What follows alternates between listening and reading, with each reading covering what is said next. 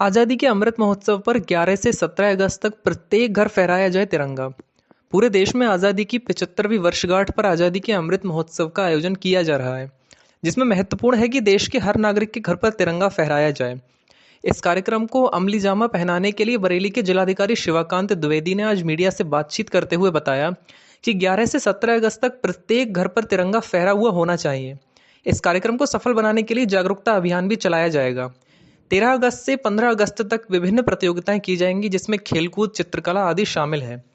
पहले तिरंगा सिर्फ खादी वस्त्र का ही बनाया जाता था, मगर अब पॉलिस्टर, सूती, ऊनी वस्त्रों से भी तिरंगा बनाया जा सकता है।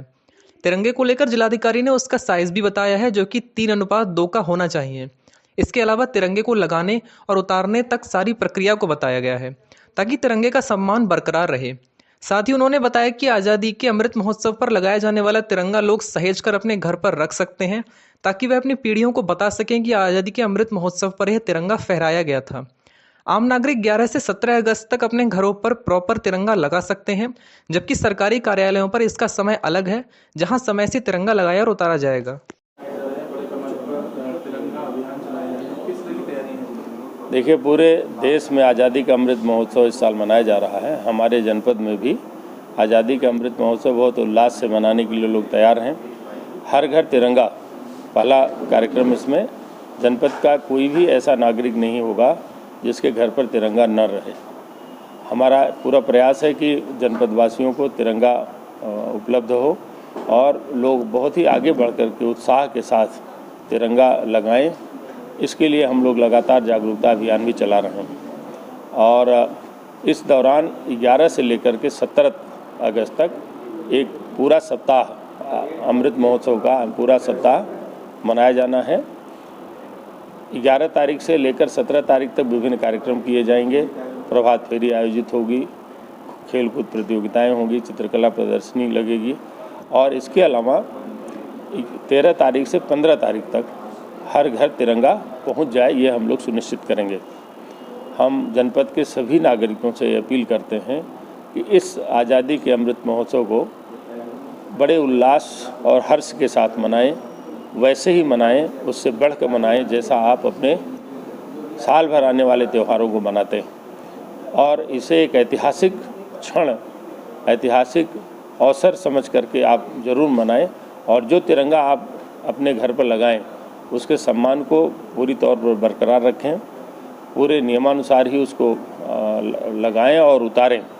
ये 11 तारीख से लगा करके लगातार नागरिकों को सुविधा है, नए अमेंडमेंट के अनुसार लगातार अपने घर पर वो लगा सकते हैं। 17 को 11 से 17 तक उनके घर पर रहेगा, लगातार प्रतिदिन उतारने की आवश्यकता नहीं है। और जब ध्वज उतारें तो सम्मानपूर्वक उसको अपने घर में रखें, एक याद के रूप में रखें। जैसे तमाम आप अपनी मेमोरीज़ को सजोते हैं, वैसे आप सबके लिए मेमोरेबल वर्ष है और यह तिरंगा खास आपके लिए स्मृति आपके लिए है, स्मृति चिन्ह बना रहेगा पूरे जीवन में। आने वाली आप अपनी पीढ़ियों को भी बता सकते हैं कि ये ध्वज आज़ादी के अमृत महोत्सव पर हमारे घर पर फहराया गया था। अंत में मैं सबको अपनी हार्दिक शुभकामना देता हूँ आने वाले इस अमृत महोत्सव के लिए, और लोग इस अवसर पर बहुत उल्लासपूर्वक आगे आएँ, ये मैं अपील भी करता हूँ। उत्तर प्रदेश बीएड संयुक्त प्रवेश परीक्षा का रिजल्ट हुआ घोषित। रोहिलखंड विश्वविद्यालय के कुलपति प्रोफेसर केपी सिंह ने रिजल्ट घोषित किया है। महात्मा ज्योतिबा फुले रोहिलखंड विश्वविद्यालय की आधिकारिक वेबसाइट पर रिजल्ट जारी हुआ है। 6,67,463 अभ्यर्थियों ने परीक्षा दी है। 6,15,021 का परिणाम जारी हुआ है। प्रयागराज की छात्रा ने किया टॉप। द्वारा आयोजित उत्तर प्रदेश बीएड संयुक्त प्रवेश परीक्षा 2022 का प्रवेश परीक्षा का परिणाम जो पहले से ही शेड्यूल था 5 अगस्त को घोषित किया जाना, उसको हम आज घोषित कर रहे हैं। और इस क्रम में मैं सबसे पहले धन्यवाद दूंगा हमारे प्रदेश के यशस्वी मुख्यमंत्री माननीय आदित्यनाथ योगी जी का, हमारी महामहिम गवर्नर आनंदीबेन पटेल जी का, जिनके दैनंदिन और व्यक्तिगत प्रयासों से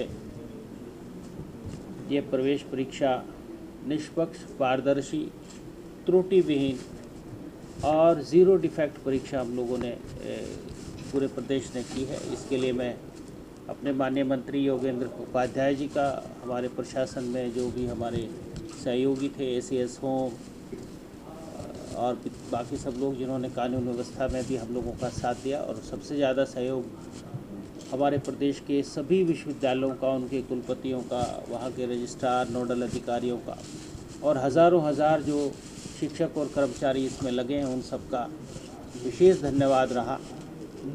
और बिना किसी त्रुटि के, बिना किसी भेदभाव के पूरी तरह से ये परीक्षा संपन्न हुई। किसी एक भी छात्र का दोबारा फीस लेने का या किसी तरह की त्रुटि का एक भी केस पेंडिंग नहीं है। और आज इस प्रवेश परीक्षा का 5 अगस्त को परिणाम घोषित किया गया है। इस परिणाम की छोटी छोटी सी कुछ हाइलाइट्स हैं, आपको बता दूं, बाकी सब तो मैं प्रेस विज्ञप्ति आप सब लोगों को दे ही देंगे।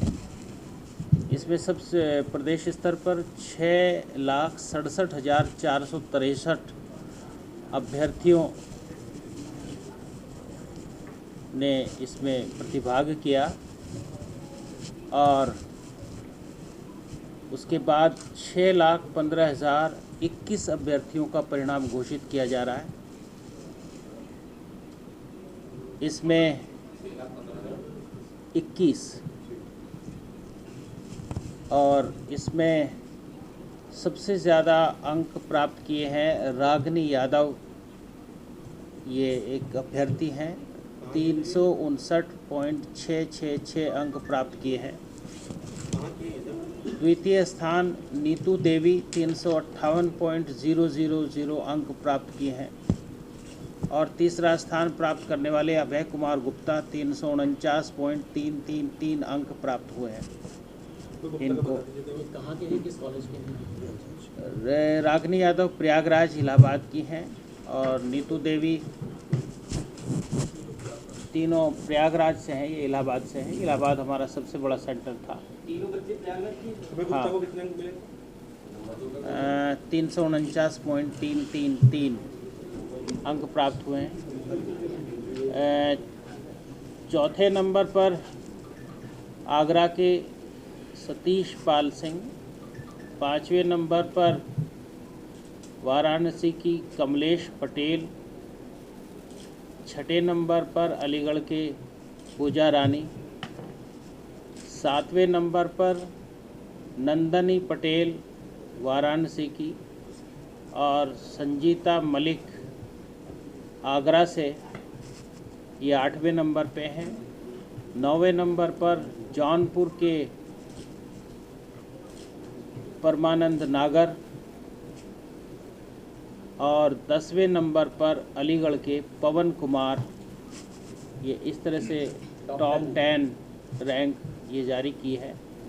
और जो पहले नंबर पर जो रागनी यादव हैं, इन्होंने जनरल, वैसे तो ये ओबीसी कैटेगरी की हैं, लेकिन जनरल में इन्होंने हाईएस्ट मार्क्स प्राप्त करके टॉप किया है। और जो तीसरे नंबर के कैंडिडेट हैं अभय कुमार गुप्ता, वो भी ओबीसी कैटेगरी से हैं, और इन्होंने ओवरऑल रैंक यानी जनरल रैंक में 30 रैंक पर प्राप्त किए हैं। नीतू देवी जो द्वितीय स्थान पर हैं, वो जनरल कैटेगरी की कैंडिडेट हैं प्रयागराज से, इन्होंने द्वितीय स्थान प्राप्त किया है। आज मिशन वात्सल्य बाल संरक्षण योजना के अंतर्गत जनपद बरेली में जिला बाल संरक्षण समिति की बैठक आयोजित की गई, जिसकी अध्यक्षता जिला पंचायत अध्यक्ष रश्मि पटेल द्वारा एवं सह अध्यक्ष जिलाधिकारी के द्वारा की गई।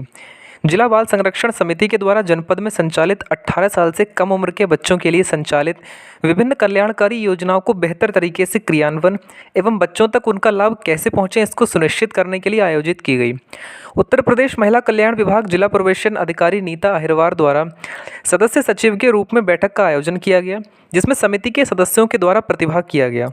जनपद में संचालित राजकीय संप्रेक्षण गृह बालिका गृह में मिलने वाली व्यवस्थाओं के विषय में चर्चा की गई, और वहां पर शिक्षा एवं मिलने वाली प्रमुख सुविधाओं को बेहतर बनाने के लिए जोर दिया गया, जिससे कि वहां पर स्वास्थ्य विभाग की ओर से नियमित रूप से डॉक्टरों के न जाने की शिकायत प्राप्त हुई, जिस पर जिलाधिकारी के द्वारा सीएमओ को तत्काल नियमित रूप से समस्त संचालित संस्थाओं में डॉक्टरों को भेजने के लिए निर्देशित किया गया।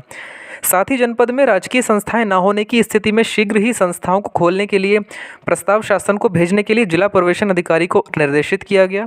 बाल संरक्षण योजना के अंतर्गत गांव स्तर पर गठित ग्राम बाल संरक्षण समिति एवं ब्लॉक स्तर पर गठित ब्लॉक्स बाल संरक्षण समिति के गठन से संबंधित एवं उनके क्रियाशील होने के विषय में जिला कार्यक्रम अधिकारी से जानकारी मांगी गई। इस पर जिला कार्यक्रम अधिकारी दीनानाथ द्विवेदी द्वारा अवगत कराया गया कि कमेटियां गठित हैं, जिस पर जिलाधिकारी द्वारा कहा गया कि समितियां सिर्फ गठित होने से काम नहीं चलेगा।